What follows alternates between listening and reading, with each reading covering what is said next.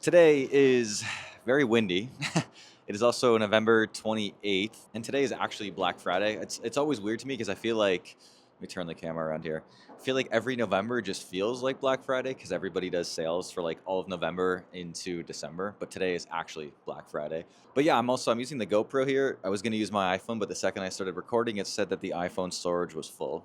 So I got to clear that out just because the iPhone, I think probably my iPhone 16 Pro probably shoots in slightly better quality for stuff like this than this GoPro here. But the GoPro is it's honestly pretty good, especially if there's enough light, which there is. And it's also super windy. So let's hope that this DJI mic here will hold up. It's usually pretty good in the wind, but yeah, it's a really windy day here and I'm pretty high up on my balcony. But for this video, I want to talk about what's been on my mind for a while, actually, because I haven't uploaded a video to YouTube in like 5 months or something like that.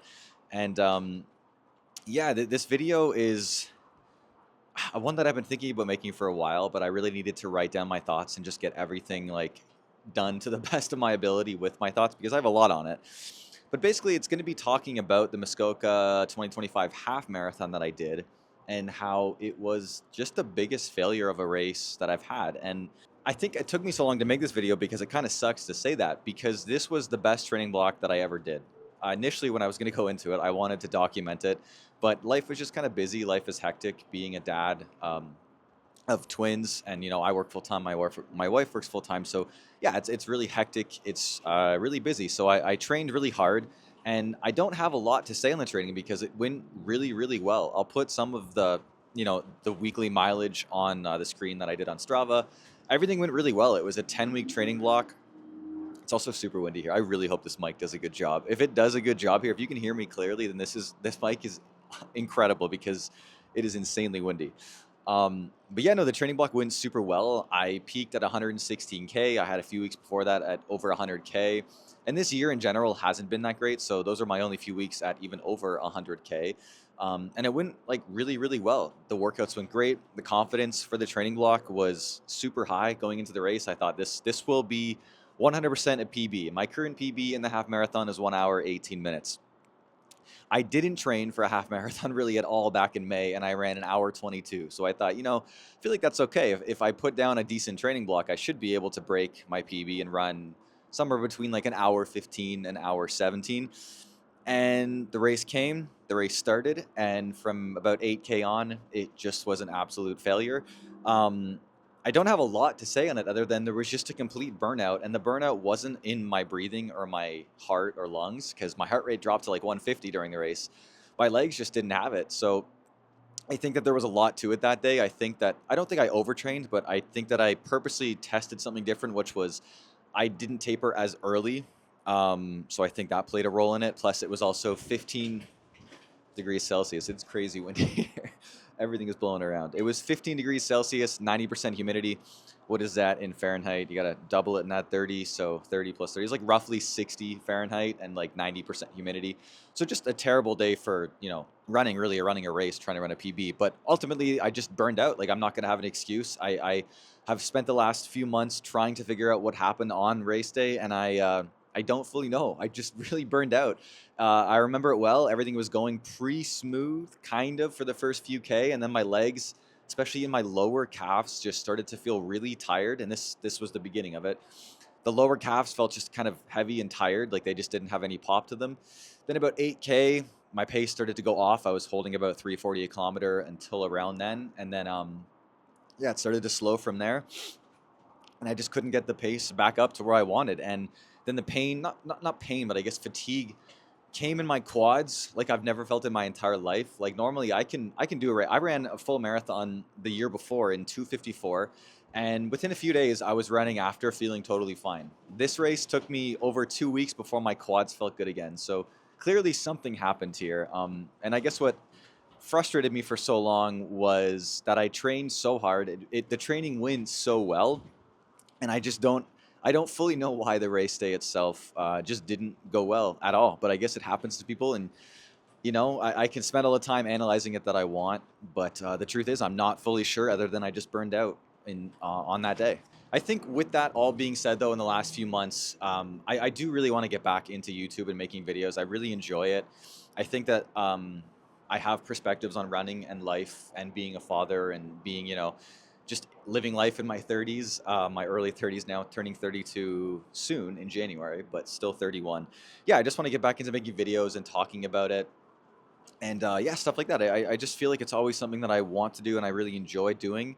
But life just gets really busy, as I'm sure many of you realize, and it can make it kind of difficult. And you got to prioritize like what's important, which for me is always going to be family. So that's kind of where I've been the last few months. But I really want to get back into doing this in the smart way. Yeah, so that's kind of the plan here. I think one thing that's been getting me the last few weeks actually has been my right knee. Never really dealt with knee pain. This has been lingering kind of on and off all year, but it's only getting worse. I took almost 2 weeks off completely of running. I've never actually missed a full week of running, but I did it in a way where like I ran on Monday, took the rest of the week off, and then didn't run until the next Sunday. So basically 2 weeks off, but I still technically ran on each week. So that streak's been going since May 2022 that I've run at least once every week since then. But yeah, I took almost 2 weeks off, did a really easy 5K, and my knee right after felt absolutely terrible. The pain doesn't hurt while I'm running, like it's not there when I run, but that night it gets terrible. So it's likely some form of tendinopathy. And the problem with that is typically just resting doesn't usually heal it. You got to do some strength training, which I'm going to have to start to do. That's kind of the goal. And I really want to do it smart. So from here on out, I'm just going to take it easy for the next few weeks, get into cycling a little bit more, and slowly build my running again. Sorry, I'm also kind of cold because it's windy, so I'm trying to stay still here, and my hands are getting a bit shaky from holding the camera, but doing what I can for this video. I want to keep it as I guess relaxed as I can. Like I don't want to overthink it too much and just kind of go here. But yeah, I have some notes, but that's about all I'm doing. But yeah, I just want to use this as like a mental reset to kind of rebuild everything in a smart way, rebuild this YouTube channel and do what I can with it, as well as running and just general fitness. I think that's the big thing that I want, is to just become like a healthier person, eat better, because I don't eat that great as many runners do. I feel like many runners fall into that. I just get so hungry sometimes that I just eat like 2 whole pizzas to myself, the night after a long run or something. And I really want to try to eat a little bit healthier. And yeah, just overall like do more strength training and just be overall mentally stronger and fitter in every possible way here. Let me just look at my notes and see if I've covered all the points. For the most part, I have. It's kind of hard to do all this while holding a camera and a microphone here. But yeah, really the only few things I haven't covered on my notes here. I write down notes because it makes me just remember what to say. Like I don't actually have to peek over that much. I just remember by writing down the notes.